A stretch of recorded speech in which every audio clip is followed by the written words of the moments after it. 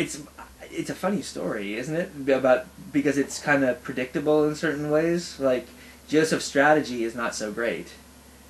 A woman who's lusting after you to ignore, and it says in one of the translations it's different. It says he's talking despite that she talked to Joseph every day. Mm-hmm. Well, he shouldn't have talked to her. First of all, and he also shouldn't have been in her presence ignoring her. Like, either way, if he was eliciting, like, lustful behavior, I mean, it was kind of not surprising that she ended up just grabbing him and begging for it. I don't know, Joseph... Sometimes I don't know how well Joseph knows people. Because the fact that he could do what he did with his brothers and behave... oh no, I don't want it, woman. Like, just, I got other things that I like more. Like, oh yeah, that's gonna turn her off. Like, no, I mean, it's like he doesn't know people so well. I mean, don't you think? Like, that was a bad situation. He needed to find a way to be physically in a different place. Where did you find that coat? Was it given by your father? No.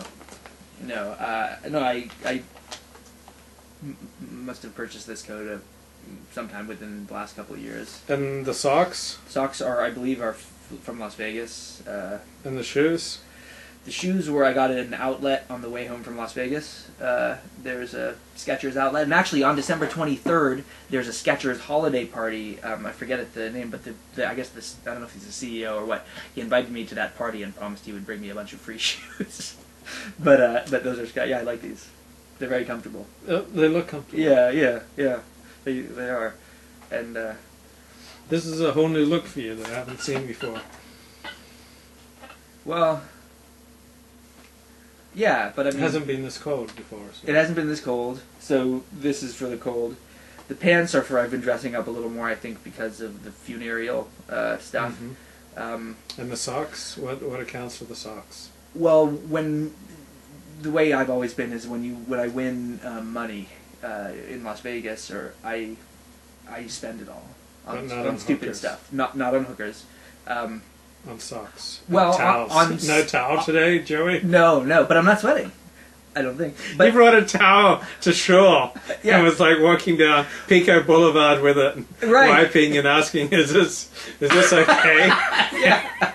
Well, first of all, let me say, if you're worried about such things, it was also a Vegas towel. It was a $300 Louis Vuitton towel, and also it was necessary because I was in a real sweating phase. You could have gotten how many Alexander Technique lessons? You could have had at least 4 Alexander Technique lessons. I know, but it would have been very bad for me. You can't do that with Las Vegas because I can win in Las Vegas. I'm all right at counting cards. What's wrong with saving the money instead of blowing it on? Because it can't become real money. It's not. If you start to view winnings from Las Vegas as a source of as an income, you put yourself in a bad hole. And I have friends who've, I told you I have a friend who lost just an obscene amount of money, and that's how it happens, is that they start factoring Vegas into their life. Mm-hmm. And I saw pretty early on that was a bad road to go down. So if I do go to Vegas for whatever reason, in this case with this friend, I'm not going to, that money will not be any useful to me. I'll buy silly stuff. According to one view in the Talmud, Joseph's resistance had cracked, and the work he came to do was to yield to her advances. But then the visage of his father appeared to him, saying that if he consorted with her, his name would not be worthy to appear with those of his brothers on the Kohen Gadol's breastplate. When Joseph heard that he would be forfeiting his standing as a building block of the Jewish people, he strengthened his resolve and resisted her importunities. Wait, so he said his visage cracked, and he was... And the visage of his father appeared to him. Oh, okay. And that's what gave him the strength. The strength. Yeah, well, I mean, we know he's got a big ego. He wants to be lord of his brothers, so he doesn't like the idea that he's going to lose his... But also, I mean, there's truth, though, to the idea that, like, in moments of weakness, you ask yourself, what kind of person do I want to be? And sometimes it works and sometimes it does not. but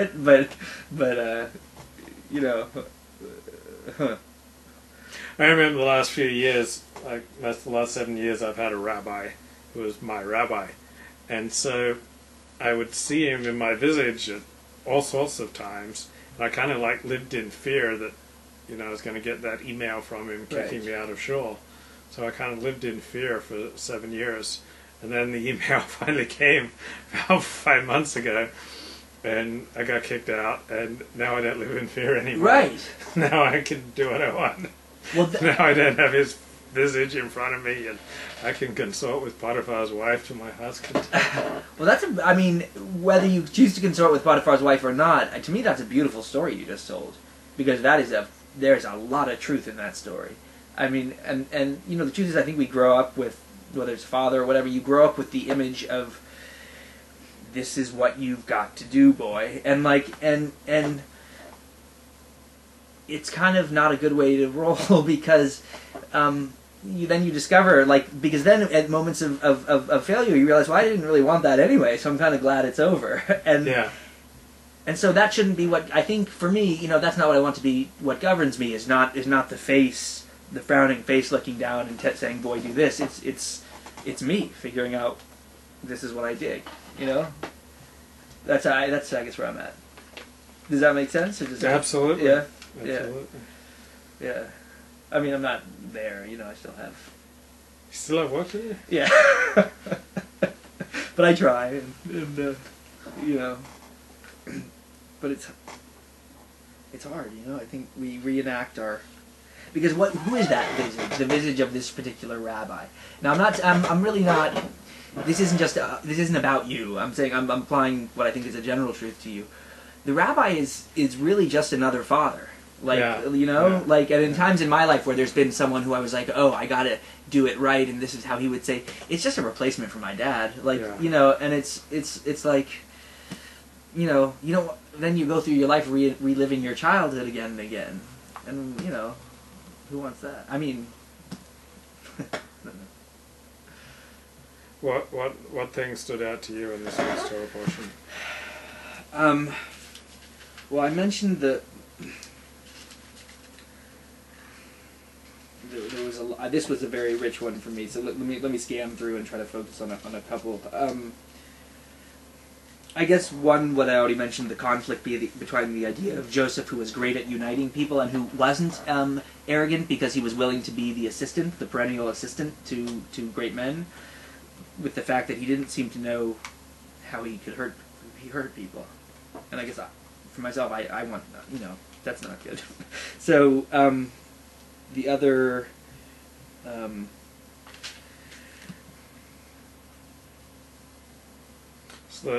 It's always the shortest answer of every Torah talk. It's when I turn to Joey and ask him, so what stood out for you in this week's Torah portion? Well, take that as a compliment. And this long silence. And then I was like, I don't know. No, but but that is a compliment because things do jump out at me, and you do a real good job, I think, of covering interesting stuff I hadn't thought of, but also, I usually am kind of, you hit the spots. I mean that like not quite so luridly as I Puerto Rican right. cultural icons and Italian war heroes, right? And Jewish painters. All right, I guess It's the book of Joey's extemporaneous thoughts on Torah. It shouldn't be. No, I should come in with slim volume. It's all right. Well, I should come in with well-formed thoughts. Right, this is the volume of this is Joey's commentary on the Torah. Well, I noticed at my father-in-law's funeral I spoke, and I think I was the only one who just kind of went up there and winged it. And winged it. And I bet that was an awe-inspiring speech to hear. Well, no, people seem to like it, but no, I didn't just wing it. I brought up a few things that were important to him and read them, and then I also knew the things I was going to talk about, but I didn't write it out. What's that Irish song that they do at funerals? Which one? Denny Boy? Oh, Joe. Did you sing Denny Boy? No.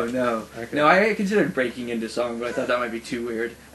Did you do an interpretive dance at your father's funeral? No. Your father-in-law's funeral? But I was very physically expressive up there. How do you think they would have reacted if you'd said, instead of giving a talk, I'd just like to do an interpretive dance?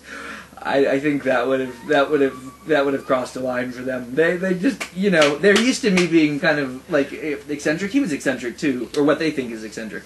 But like the certain There's a line, I think I mentioned it in the Woody Allen in Crimes and Misdemeanors, like, if it bends, it's funny, if it breaks, it's not funny anymore. Like, I think an interpretive dance would have broken it for them. Like, but, I don't know. I guess the reality is that unless you would like me to take a few minutes and identify a few of the things, next week I will, I think, make a point of here are the specific issues that I want to... writing down. Yeah, like writing and some stuff. Like points.